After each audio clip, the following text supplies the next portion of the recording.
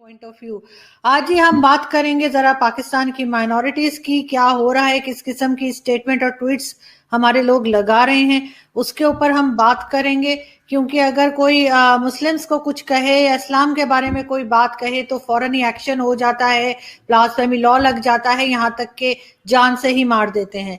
लेकिन अगर हम किसी भी दूसरे मजहब के बारे में कुछ भी बोलें, कुछ भी गलत कहें, तो उसके ऊपर एक माफी मांग के और ट्वीट हटा देने से क्या काम हो जाता है, इस बारे में हम बात करेंगे। हमें जी कराची से ज्वाइन किया है कपिल देव ने। कपिल को सभी लोग जानते हैं, पाकिस्तान में भी और इंडिया में भी काफी मशहूर हैं, अपनी ट्वीट्स वगैरह लगाते रहते हैं, काफी बोल्ड किस्म की। Thank you so much Kapil कि आपने ज्वाइन किया। थैंक यू आरजू, आप हमेशा याद करते हैं हमें, और आप हमेशा पाकिस्तान में बसने अक़लियतों के बारे में खुलकर बात करती हैं, और मुझे यकीनन आपके प्रोग्राम में शामिल होते हमेशा मजा आता है। Thank you very much. बहुत शुक्रिया, thank you so much. Kapil, क्या कहेंगे आप? आमिर लियाकत ने किस तरह की ट्वीट की, और सिर्फ आमिर लियाकत की बात नहीं है, ये आप जानते हैं कि पहले भी ऐसा होता रहा है। और उसके बाद जो है मुख्तलिफ मिनिस्टर्स जो हैं, फयाजुल हसन चौहान जैसे, इन्होंने भी गलत बात की थी हमारे यहाँ के जो हिंदू कम्युनिटी है उनके बारे में, और कभी क्रिश्चियंस के बारे में बात होती रहती है। साथ ही आपने एक ट्वीट और देखी होगी कुछ टाइम पहले, अभी चल रही थी 2-3 दिन पहले, जिसमें एक गुरुद्वारे को दिखाया गया था कि वहां पे किस तरह से वॉशरूम्स बना दिए गए हैं। हमें हर जगह भारत की एग्जाम्पल देने की जरूरत नहीं पड़ती होनी चाहिए, क्योंकि कि वो अपनी माइनॉरिटी के साथ क्या कर रहे हैं। क्योंकि जब भी हम कोई बात करते हैं, हमें फौरन ये टेंशन डाइवर्ट कराने के लिए इंडिया का जिक्र बीच में आ जाता है। लेकिन आज हम कोशिश करेंगे कि हम सिर्फ और सिर्फ पाकिस्तान की बात करें, यहाँ पे जो गलत हो रहा है उसकी बात करें, ताकि उस चीज को ठीक किया जा सके। जी कपिल। अर्जु, थैंक यू। आई थिंक ये जो आपने बात की कि आमिर लियाकत हुसैन जो पाकिस्तान तहरीक इंसाफ जो हुक्मरान जमात है उनके एमएनए है, और कराची से मुंतखब होकर आए हैं, और उनके हल्के के हिंदू वोटर्स भी है। और ये वो आमिर लियाकत हुसैन है जो ना फक्त पहली मरतबा असेंबली में, इससे पहले 2 मरतबा पहले भी मुंतखब हो चुके हैं, और वो रिलीजियस अफेयर्स के मिनिस्टर भी रह चुके हैं। ना फक्त ये, वो रिलीजियस जो मजहबी जो प्रोग्राम है वो टीवी पर वो आलिम ऑनलाइन से प्रोग्राम करते हैं और रमजान की ट्रांसमिशन में करते हैं। ऐसे शख्स से कैसे मतलब आप समझ एक्सपेक्ट कर सकते हैं कि ये शख्स मतलब इस तरह की चीज इग्नोर हो जाए उनसे, और आप इस किस्म की तौहीन आमेज एक चीज कह देते हैं हिंदू मजहब के बारे में। और नतीजे में जब हमारे जैसे एक्टिविस्ट, जब हम आवाज उठाते हैं, जब हम सोशल मीडिया पर, ट्विटर पर, फेसबुक पर इस किस्म के खिलाफ अगर आवाज उठाते हैं, तब जाके हमारी आवाज उठाई जाती है। मुझे हैरानगी तब होती है जब हमारे जो अथॉरिटीज है, रेगुलेटरी अथॉरिटीज है, पाकिस्तान टेलीकॉम अथॉरिटी है, पीटी है, वो उनकी नजर से ऐसे ट्वीट्स क्यों नहीं गुजरती हैं। हमें तो हर रोज अपने मोबाइल सेलफोन पर हमें मैसेजेस मौसूल होते हैं, आपको भी मैसेजेस मिलते होंगे जिस किस्म के मवाद फैलाने से या पोस्ट करने से गुरेज करें। क्या आमिर लियाकत को ऐसा मैसेज नहीं मिला है? क्या ये आलिम है, जो दीन का आलिम है, स्कॉलर है, इसको इतनी क्या कहते हैं अपने जहन में अकल नहीं है कि भाई आप इस मुल्क में, पाकिस्तान में बसने वाले 50 लाख अकलियत है, 50 लाख हिंदू है इस मुल्क में। आप अंदाजा लगे 50 लाख हिंदू, उनके जज्बातों को आप ठेस पहुंचाते, आपको उस वक्त ख्याल नहीं आता है। और इतने लोगों ने वो ट्वीट किए, अर्जु आपने भी किए, कई हजारों लोगों ने, बेताशा लोगों ने ट्वीट किया। उस शख्स ने 2 दिन मुसलसल वो ट्वीट रखी है, उसके बाद ये ट्वीट हटाता है, और उसके बाद ये शख्स कहता है जी मैं माजरत खाऊं, मेरा कतन हरगिज मेरा इरादा ये नहीं था। भाई आपका फिर क्या इरादा था? आप किसी हिंदू गॉडेस की, हिंदू डाइटी की, देवी की आप तस्वीर लगाते हैं, उसके साथ बेहुरमती करते हैं, ठीक है, वो ब्लास्फेमस है, बिल्कुल ब्लास्फेमस, इसमें कोई शक नहीं, ब्लास्फेमी है। वो वाला बात है कि आपका कुत्ता कुत्ता, हमारा कुत्ता टॉमी, वो वाला सिस्टम है। मगर आप करो तो ब्लास्फेमी है, ठीक है, आप करो तो ब्लास्फेमी है, मगर हम करें तो ब्लास्फेमी हो जाती है। आप करो तो आप सीधी कहते हैं अपोलॉजी, माफी मांग लेते हैं आप। क्या सिर्फ माफी मांगने से होगा? अगर इस तरह की माफिया मांगी जाती तो मेरे ख्याल में हजारों इस तरीके से लोग हैं जो ब्लास्फेमी के झूठे केसेस में, मैं तो कहता हूं आपने तो की है, उसकी माफी मांग रहे हैं। हमारे लोग जो नहीं करते हैं ब्लास्फेमी, आप तो उनको जेलों में और वो प्रिजन्स में मर जाते हैं, कभी वो मॉब के शिकार बन जाते हैं। तो किस किस्म की ये इस किस्म में नाइंसाफियां होती हैं? तो मेरे ख्याल में एक शख्स जो पार्लियामेंट का हिस्सा है, जो मुंतखब होकर असेंबली का हिस्सा बना है, उस शख्स को, जिम्मेदार शख्स है, वो रिस्पॉन्सिबल पर्सन है, उसको इस किस्म का कोई भी पॉलिटिकल स्कोरिंग के लिए कोई भी इस किस्म का मवाद अपनी सोशल मीडिया के अकाउंट से, फेसबुक और ट्विटर, जहां पर भी इस किस्म की कोई चीज उनको पब्लिश नहीं करनी चाहिए। क्योंकि इस मुल्क में जो बसने वाली अकलियतें हैं उनको हमेशा इस बात से हमेशा ठेस पहुंचती है, और ये पहली रवायत नहीं है। आप देख सकते हैं, इससे पहले पीटीआई का एक लाहौर से इनका ऑफिस बेरर था, उसने कोई, इनको मसला पता क्या आरजू, इनको गाली देनी हो तो इंडिया को, ये गाली देते थे हिंदू को। भाई वो हिंदू बात से नहीं, हिंदू लात से मानेगा। ये इनका पीटीआई का कोई लाहौर का है कि मोहम्मद उस्मान अकरम नाम था गालिबन, तो वो इनके पार्टी ऑफिस बेर थे लाहौर के, उन्होंने इस तरह के बैनर लगाए। बाद में उन्हीं दिनों मैंने ये आवाज उठाई, तो बाद में ये शिरीन मजारी ने और इनके पार्टी के जो दीगर है जो मिनिस्टर्स वगैरह, उन्होंने नोटिस लिया, उस शख्स ने बाद में माफी मंगाई, वो हटाई। उससे पहले फैजुल हसन चौहान ने कहा कि तुम हिंदू जो गाय के मूत्र पीने वाले, इस किस्म के तौहीन आमेज वो अल्फाज कहते हैं। बाद में उसको हटाया भी गया था, वो तो एक अलग बात है, उसको दोबारा लगाएगा, दोबारा हटाया गया, वो एक अलग बात है। तो आप आरजू ये अंदाजा लगाएं कि इस मुल्क में मजहबी अकलियतों के बारे में जो नफरत है, नफरत ये नासूर है, एक नफरत, ये जो निसाबों के अंदर जो नफरत पढ़ाई गई है, कुट कुट के दिमागों में भरी हुई है, जिसको निकलने के लिए काफी अरसा लगेगा। यकीनन मुस्बत इकदाम हो रहे हैं, मगर ये जो एक जनरेशन है जिसके अंदर नफरत का नासूर भरा हुआ है, वो कहीं ना कहीं पे निकलता है। ये तो आप आमिर लियाकत, फैजुल हसन चौहान या दीगर सियासी लोगों को छोड़े, आप देखें पिछले दिनों टीवी पर एक सोशल मीडिया वायरल लड़की आई थी, तो निमरा, तो उसने भी इस तरीके से कर दी कि हिंदू की मैया मर गई। तो आप देखें वो मीडिया के जिस एंकर के सामने वो बात कर रही थी लड़की, तो मीडिया के एंकर भी बड़े हंसकर इस तरीके से खुश हो रहे हैं। क्या मीडिया के एंकर पर्सन है, उनको नहीं पता है कि इस मुल्क में अकलियतें रहते हैं? क्या वो जो प्रोड्यूसर्स होते हैं, आपका चैनल है, किसी का भी चैनल होता है, कई सारे गेट कीपर्स होते हैं जहां से ये चीजें पास होकर आती है, क्या एडिटिंग से ये चीज कैसे गुजर जाती है? तो मेरे कहने का मकसद आरजू यही है, वन लाइन मैं समझ ये करूंगा इस चीज को, कि ये जो कैजुअल बिगेटरी है, कैजुअल नफरत हिंदुओं के खिलाफ इस मुल्क के अंदर है, वो बहुत ही गहरी समाई हुई है। वो कहीं ना कहीं पे उसकी झलक नजर आती है। हमें पता ही नहीं चलता है कि हम यार हमारे सामने कोई हिंदू बैठा हुआ है, कि हमारे कुली को हिंदू हो सकता है, हमारे इर्द गिर्द हिंदू हो सकता है, हम तो बस कैजुअली कह देते हैं भाई जो और तुम हिंदू गाय दे मूत्र पीने वाले, गाय माता दे पूजा करने वाले, बुत्तां दी पूजा करने वाले, इस तरह के हर रोज हमें सुनने को मिलता है। तो ये तो एक नॉर्मल बन गया, और मैं आपको ये कहूंगा, इस कैजुअल बिगेटरी को सच्ची माने हमने भी नॉर्मलाइज कर दिया, सुनना मैं कहूंगा।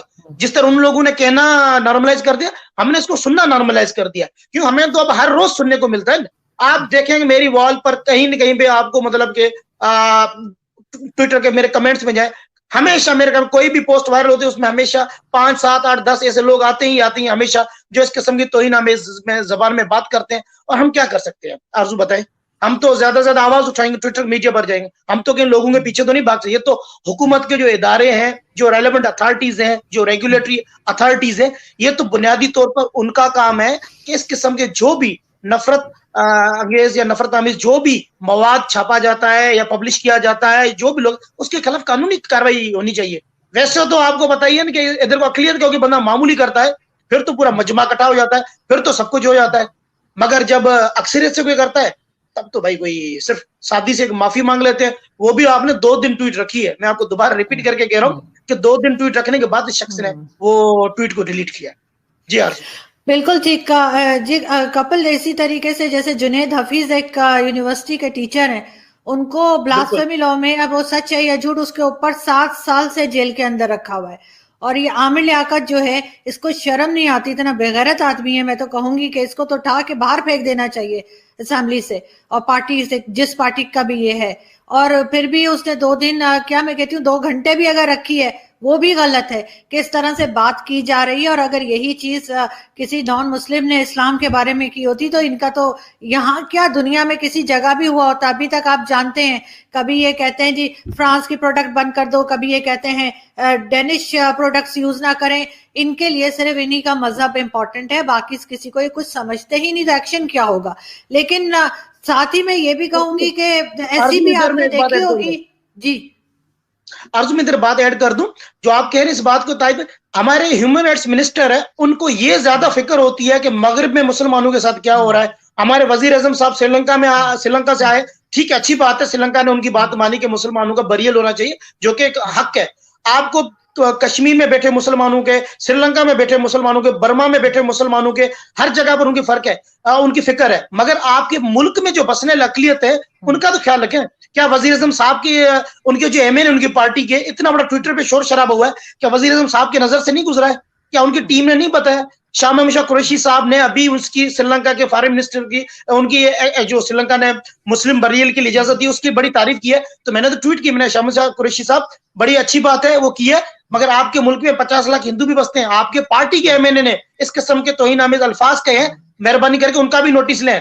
आप दूसरे ममालिक में मुसलमान अक़लियत का जरूर ख्याल रखें, मगर उसके साथ साथ अपने ही मुल्क में बसने वाली हिंदू, मसीही, सिख और दीगर जो अक़लियतें हैं, इनका पहले ख्याल रखें। आप अपने मुल्क की अक़लियतों को आपकी परवाह नहीं है, आप जाएं दूसरे मुल्क में बसने वाली अक़लियतों, उनका आपको पड़ी होती है हमेशा। और शीरी मज़ारी का अक्सर इस किस्म के बयान आते रहते हैं कि भाई मगरिब में मुसलमान अक़लियतों के साथ क्या हो रहा है। फ्रांस में कभी कहता है कि वो हिजाब कभी हटा दिया गया, पहना दिया गया, जो भी होता है, कहने का मकसद उसके ऊपर इनको फिक्र होती है, मगर अपने मुल्क में बसने अक़लियतों के बारे में कभी आप ट्वीट तो करें। आपको ये नहीं पता है कि आपके मुल्क में आपकी पार्टी के एक मतलब मुंतखब नुमाइंदा है, वो इस किस्म के अल्फाज कह सकते हैं। और एक इन्होंने तो हटा दिया, आमिर लियाकत ने ट्वीट हटा दी, मगर उनके मिनिस्टर ने किसी ने एक मतलब के ट्वीट तक नहीं किया।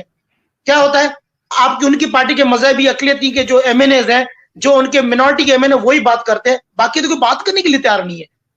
आप ये अंदाजा लगे आरजू कि हमारी फ्रस्ट्रेशन लेवल किस तक पहुंचेंगे कि आपके जो दीगर जो एमएनएज हैं वो बात करने के लिए तैयार नहीं है, अपने एमएनएज को तंज या उनको टोकने तक तैयार नहीं है कि भाई तुमने क्या किया है, भाई तुमने क्या किया। हमारे हिंदू वोटर है, हमारे पार्टी के अंदर हिंदू एमएनए है, हमारे हिंदू वोटर सपोर्टर है। और आपको ये भी पता होगा कि इमरान खान के कई जो हिंदू वोटर्स भी है, सपोर्टर्स भी है, लाइक भी करते हैं उनकी पार्टी के, मतलब मैं कहूंगा वो जाले हैं, कारकुन है, मगर कोई इनको फर्क नहीं पड़ता इनको।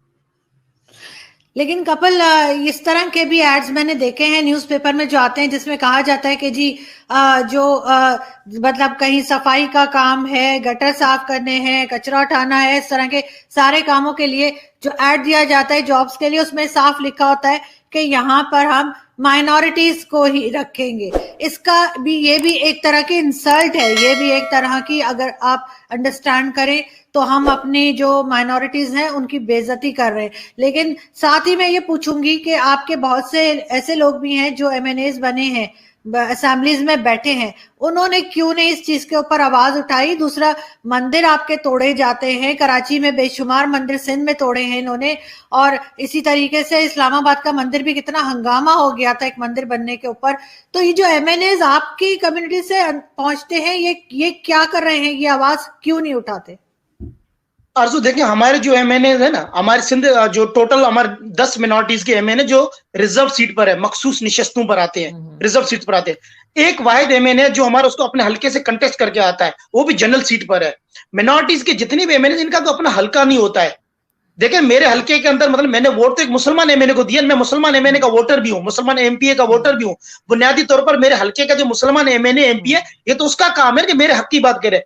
ये मेरे ख्याल में गलत एक तासुर दिया जाता है, गलत बात है कि अक़लियत की बात है, अक़लियत का एमएनए एमपीए करे, ये नहीं होना चाहिए। क्योंकि मैं तो कहता मेरे हक की बात नहीं कपिल, मैं ये नहीं कह रही कि वही करे, मैं कह रही हूँ वो भी बोले, ये कह रही हूँ मैं। जी बिल्कुल, वो भी बोले। और हमारे जो एमएनएज हैं जिनका बुनियादी काम ही यही है कि वो मिनॉरिटीज के लिए आए हैं, मिनॉरिटीज के टिकट पर आए हैं, मिनॉरिटीज की मखसूस निशस्त पर आए हैं। मगर क्या होता है, पार्टीज की जो सिलेक्शन है, पार्टीज ने जिनको चुना हुआ है, ये हिंदू एमएनएज या क्रिश्चियन एमएनएज की बात है, ये वो एमएनएज एमपीएस है, वो सारे एलीट बनिए कारोबारी लोग हैं, सेठ लोग हैं, ठीक है। और इनका कोई सियासत से लेना देना नहीं है, ना पार्टी नजरिए से लेना देने। ये चंद करोड़ रुपए देकर सीटें लेते हैं, ये ओपन सीक्रेट है, ये किसी को मतलब ढकी छुपी बात नहीं है। हैवी पार्टी फंड्स देते हैं जिनकी बुनियाद पर इनको टिकट्स मिलते हैं, तो ये तो मेरिट पर सीट्स नहीं आती हैं। नतीजे में वो बंदे अपने बिजनेस इंटरेस्ट को सर्व करते हैं, उनके लिए अपने बिजनेस इंटरेस्ट वो प्यारे होते हैं, ना कि उनको अक़लियत से या अपनी कम्युनिटी के इंटरेस्ट लेने देने होते हैं। हाँ, पीटीआई के एमएनए थे लालचंद माली साहब, उन्होंने इसके लिए आवाज उठाई थी और उन्होंने पहले ट्वीट कर दी इस मामले के ऊपर। उन्होंने मुझसे मेरी भी बातचीत हुई थी, उन्होंने अपने पार्टी ग्रुप के अंदर भी शेयर किया था। ये कैसे एमएनए जो इस तरह की बातचीत करते, रमेश औंकानी साहब भी करते रहते हैं बातचीत। मकसद कहने का ये कि हम सिर्फ दो शख्स का क्यों नाम है, हमें तो सबके नाम आने चाहिए जो आवाज उठाते रहते हैं। कोई आरजू हमारे अपने एमएनए भी है, उनके अंदर भी इतनी हिम्मत नहीं है कि बात कर सके। एक तो ये उनके अपने कारोबारी है, उनके जाती उनके मुफादात है, सेल्फ इंटरेस्ट एक। दूसरा ये वो खुद भी इतने हाई रिस्क पर होते हैं कि वो बातचीत नहीं कर सकते हैं। आपको पता है इस किस्म के जो इश्यूज होते हैं वो मुतनाजा बन जाते हैं, वो कंट्रोवर्शियल बन जाते हैं। और इस किस्म के ब्लास्फेमी का इश्यू हो, फोर्स कन्वर्जन का इश्यू हो, इसके ऊपर खुलकर बात नहीं करते हैं। आपको पता है अगर ये लोग बात करते हैं, कल को इनके पीछे जो है हमारे राइट विंग के लोग हैं वो इनके पीछे पड़ जाते हैं।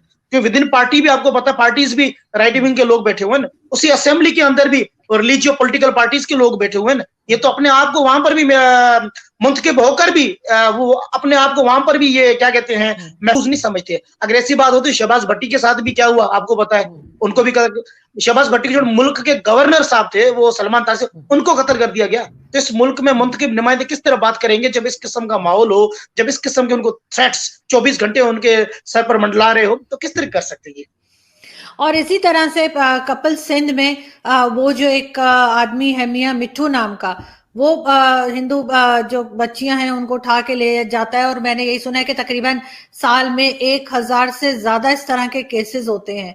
उसके ऊपर आप क्या समझते हैं कि कोई कार्रवाई हो रही है, या ये मियां मिट्ठू जो है इसकी तो हमारे जो पॉलिटिशियंस हैं बड़े बड़े उनके साथ पिक्चर्स आती हैं और कोई अभी तक मैंने कोई कार्रवाई नहीं सुनी। अगर आपको कुछ पता हो इसके ऊपर कुछ, क्योंकि मुसलसल बात हो रही है, हमारा मीडिया भी कर रहा है, इंडियन मीडिया भी कर रहा है, कुछ शर्म आई इन लोगों को, या ये उसी तरह से बैठे हुए हैं और वो बच्चियों को उठाया जा रहा है?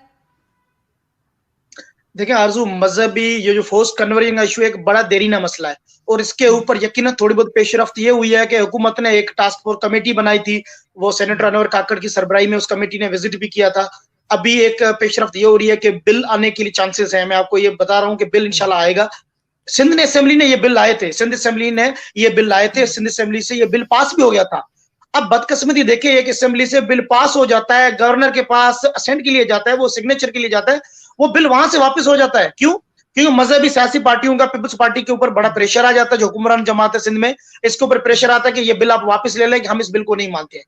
मुझे बात हैरान कुन बात है कि ये वो मजहबी पार्टियां जिनका सिंध असेंबली, जिसमें 168 सीट्स है असेंबली के अंदर, उसमें एक भी निशस्त नहीं है, एक भी सीट नहीं है इन मजहबी पार्टियों की। उसके बावजूद इन पार्टियों का इतना जोर होता है कि वो गैर मुंतखब जो पार्टियां, गैर मुंतखब लोग हैं, मुंतखब लोगों के जो क्या कहते हैं उनके एक मुश्तरका एक फैसला आता है, उसका एक बिल, मतलब कि वो मना अनअपोज्ड बिल पास हो जाता है, उस बिल के खिलाफ आ जाते हैं। मुझे अंदाजा लगे आप कि मतलब सियासी पार्टियों का कुछ हाल ही नहीं है ना, ये मजहबी चंद गिरोह है, आप उनके सामने यरगमाल हो जाते हैं, आप ब्लैकमेल हो जाते हैं, आप कुछ नहीं कर सकते हैं। उसके लिए बहुत बड़ी पॉलिटिकल विल होनी चाहिए, और ये इदारों की पास विल होनी चाहिए, जो मुल्क के जो दीगर इदारे हैं उनके पास ये विल होनी चाहिए। आते हैं मियां मिट्ठू की जानिब।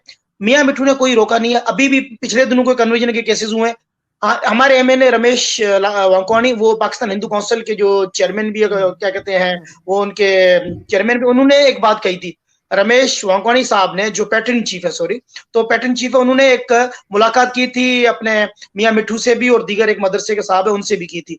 तो उन्होंने जामिया बिनोरिया नहीं में उनसे बात की हुई है, और उन्होंने अयूब जन सरंदी एक मौलवी साहब है, उनसे बात की हुई है कि हम मिलकर कोई इस तरह के कोई लाएमल बनाते हैं जिसमें कन्वर्जन को रोका जाए और कोई अंडरस्टैंडिंग डेवलप करते हैं। मगर बात यह है कि उसके बावजूद भी केसेस हो रहे हैं। कल परसों कोई केस हुआ है हमारे कम्युनिटी का, आपने आपकी नजर से गुजरा होगा। तो ये केसेस रुक नहीं रहे हैं कहीं पर। जब तक, आरजू सुन लें, जब तक कानून साजी नहीं होगी, जब तक कोई लॉ नहीं बनेगा और उसकी प्रॉपर इंप्लीमेंटेशन नहीं होगी, तब तक कुछ नहीं हो सकता। नंबर 1। नंबर 2, जब तक इन चीजों को सब करने के लिए हमारे पास एक लोगों के रवैये में तब्दीली आनी चाहिए। आपने तो लिख लिया, आपके पास लड़की जब कन्वर्जन का केस होती है पहले थाने पर जाती है, वो मोहर बैठा जो आपका पर्चा काटता है, आपकी एफआईआर काटता है, उसका क्या ज़हन है? वो तो बड़ा खुश हो रहा होगा ना कि भाई लड़की को दीन के दायरे में आ रही है, लड़की इस्लाम कबूल कर, वो तो खुशी खुशी करे। उसके बाद वकील जो होते हैं, क्या वकीलों को नहीं पता कि ये फोर्स कन्वर्जन केस होते हैं, वो किस तरह केस लेते हैं? वो तो मैं खुद गया हूँ आरजू इन केसेस में, मैं सामने वकील से बात की होगी, जनाब आपको क्या एतराज है? लड़की ने खुशी भी इस्लाम कबूल किया, और हमारा फर्ज बनता है मुसलमानों का, अगर कोई लड़की इस्लाम के दायरे में दाखिल है, हम उसकी हिफाजत करेंगे। आगे जो जज साहब बैठे हुए हैं, मैं कह रहा हूँ ये पूरी मशीनरी है, जो लॉ एनफोर्समेंट की पूरी मशीनरी है, जस्टिस सेक्टर की पूरी मशीनरी है। इस सबके मेंटल अप्रोच है, उसकी जो माइंडसेट है, उसको तब्दील करने की जरूरत है कि भाई उनको सेंसिटाइज करना है। आप जब तक इन सारे क्वार्टर्स को मिनॉरिटी सेंसिटाइज नहीं करेंगे, मिनॉरिटी फ्रेंडली पुलिसिंग नहीं होगी, मिनॉरिटी फ्रेंडली जुडिशरी नहीं होगी, तब तक ये मामला, तब तक ये माइंडसेट नहीं बदलेगा। जब तक ये माइंडसेट नहीं बदलेगा, तब तक ये फोर्स कन्वर्जन इश्यू नहीं रुकने वाले आपके मुल्क में।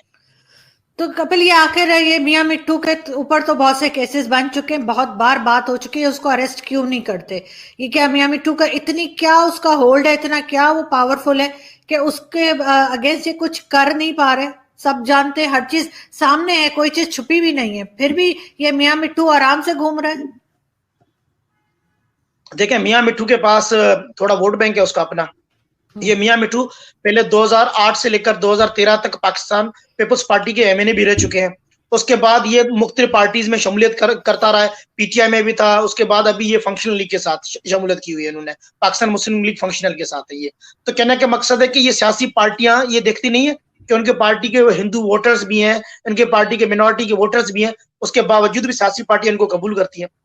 सियासी पार्टियों को वोट्स चाहिए, उनका वोट बैंक चाहिए।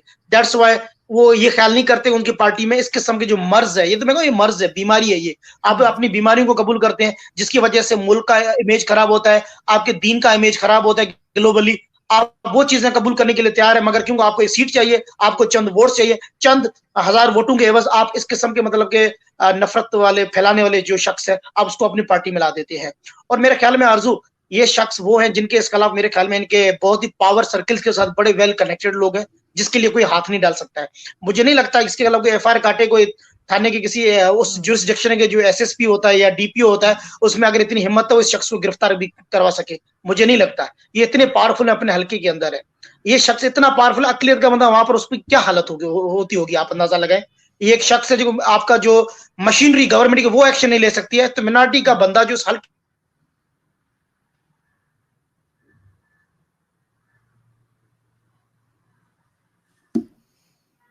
आपका फ्रेम फ्रीज हुआ है शायद कपिल।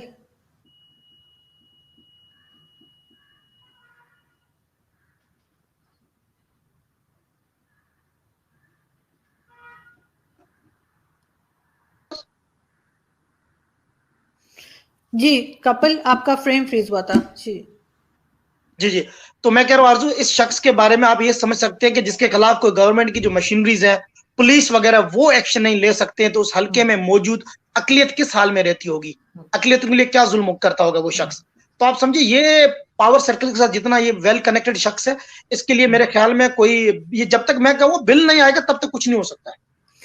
बिल से भी क्या होगा जब तक वो इम्प्लीमेंट नहीं होगा। बिल तो ऐसे बहुत से बिल इन्होंने लाए, मुख्तलिफ चीजों के बिल तो ये पास करते रहते हैं, लेकिन उसके बाद उस पर अमल कितना होता है, असल चीज तो ये है।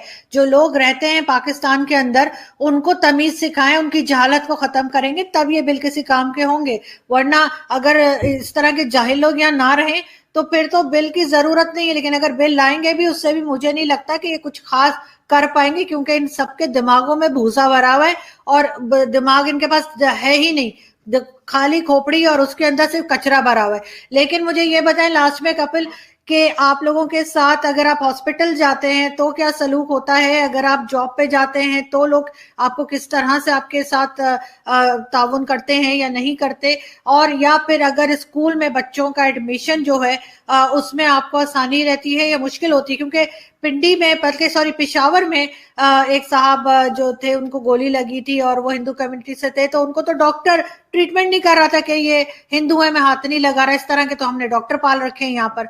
तो आपको इन तीनों चीजों में, हेल्थ और एजुकेशन और जॉब पे जब आप जाते हैं, तो क्या रवैया देखने को मिलता है?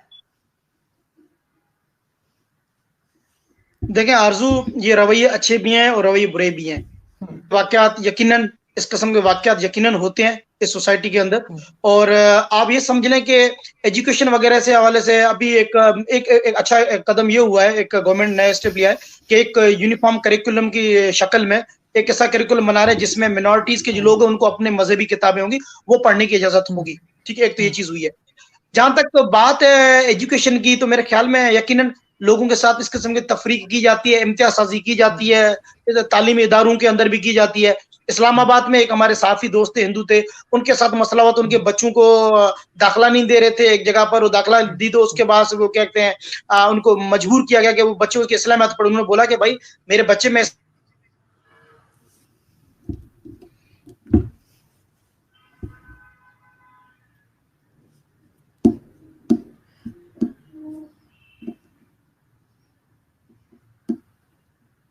कपिल फिर फ्रीज हुआ आपका फ्रेम।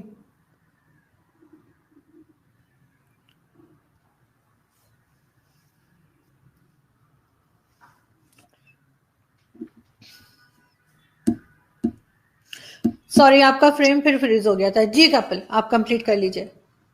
हाँ, अब दोबारा ही सिग्नल जी। जी आरजू, देखें इस किस्म की जो डिस्क्रिमिनेशन का हमें बहुत बड़ा सामना करना पड़ता है हमारी रोजमर्रा की जिंदगी में भी, और से मैं खुद इस डिस्क्रिमिनेशन का शिकार रहा हूँ। जब मैं अपनी मास्टर्स करने के लिए जब मैं इस्लामाबाद में आया था, तो मुझे अपनी क्लास फेलो के साथ भी, मेरे क्लास फेलो जो थे लड़के थे, उन्होंने मुझे डिस्क्रिमिनेशन इस तरह की, मुझे कहा चलो काफर तुम जाओ यहाँ से, तुम्हारा क्या, तुम जाओ इंडिया में जाओ, इधर क्या तुम लेने आए हो, तुम क्या पढ़ते हो इधर।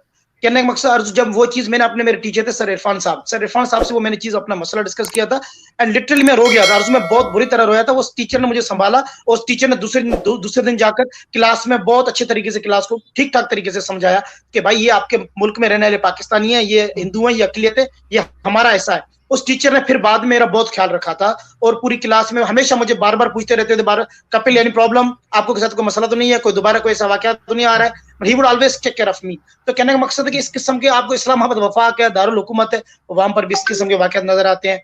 मैं ट्यूशन पढ़ाया करता था, तो मैंने बताया था आरजू, मेरे लिए गिलास अलग है, मैं टीचर था, तो मेरे लिए क्यों, मैं टीचर था, और टीचर को हमेशा वो घर में चाय पानी वगैरह पिलाते थे। तो जब वो पिलाते थे, तो एक दिन ऐसा हुआ कि वो टीचर के जो बच्चे था, अक्सर उनकी वालदा देने आती थी पानी वगैरह, चाय वगैरह। तो एक दिन वो छोटा बच्चा था, तो वो उनकी सिस्टर जब मुझे पानी देने आई, तो मुझे कहते हैं बाजी सर वाली गिलास लाए। तो मैंने कहा बेटा क्या मतलब, मैंने कहा मेरे गिलास के नाम है कि नहीं सर आप हिंदू और मम्मा ने आपका गिलास अलहदा किया हुआ है। तो आरजू ये मुझे इस्लामाबाद पिंडी में इस तरह वाकया खुद को मुझे फेस करना, मैं किसी और की बात नहीं करता हूँ मैं, तो ये कोई वो नहीं है कि बनी बनाई कहानी है। तो मैंने वो ट्यूशन मैंने दूसरे दिन छोड़ दी थी, मुझे बहुत मेहनतें की गई, उनके जो लड़के के जो वालिद साहब थे कहते नहीं सर ऐसी बात नहीं है, आपको गलत फहमी हुई है, बच्चा ना समझ होता है। मैंने कहा नहीं सर, बच्चा समझदार है, बच्चा झूठ नहीं बोल रहा है, आपके जहनों में जब ऐसी कोई नफरत निकल जाए तब आप अपने घर में हिंदू टीचर रखिएगा। मैंने कहा मैं से, मुझे ट्यूशन से नहीं चाहिए कि जहां पर आपके जहनों में ये नफरत हो, और आप मतलब मेरे लिए गिलास और बर्तन आप अलहदा कर दें। फिर मैंने कहा मुझे यहाँ ऐसी जगह पर पढ़ाने का कोई शौक नहीं है। तो आरजू ये रोजमर्रा छोटे मोटे आपको हजारों में मिसालें बता सकता हूँ, जिस तरह मुझे खुद को मैं तो एक मिसाल हूँ, और मतलब इस किस्म के हजारों हिंदू और क्रिश्चियंस होंगे जिनको अपनी रोजमर्रा की जिंदगी में मैं इस किस्म की मुश्किलातों का सामना करना पड़ता है। ना फक्त ये आरजू, आपको पता है क्रिश्चियंस के साथ क्या होता है, उनको ये कहकर कोई गिलास में पानी नहीं मिला, हल चल हट चूड़े हट, उनको क्रिश्चियन को चूड़ा कहा जाता है, उसके साथ कोई पानी पीने के लिए तैयार नहीं होता है क्रिश्चियन के साथ, उसी गिलास, अपनी गिलास शेयर तक, मैंने अपनी गिलास तक नहीं देते उनको, अपना बर्तन तक नहीं देते। तो ये तो आरजू हमारे रवैयों के और हमारे जहनों के अंदर ये तो चीजें हैं, और उसको निकलने में बड़ा टाइम लगेगा आरजू। नहीं, आप बिल्कुल ठीक कह रहे हैं, और बहुत मुझे अफसोस है, और बहुत मैं as a Pakistani, as a Muslim, मैं आपसे और जितनी भी हमारे यहाँ जो भी माइनॉरिटीज हैं उनसे मैं हाथ जोड़ के माफी मांगती हूँ कि हम हमारी वजह से और हम लोग आपके साथ ऐसा सलूक करते हैं। यकीन करें बहुत मुझे शर्मिंदगी है, और मैं समझती हूँ कि ये एक शर्म का मुकाम है हर उस पाकिस्तानी के लिए, हर उस मुस्लिम के लिए जो थोड़ा सा भी इंसानियत रखता है।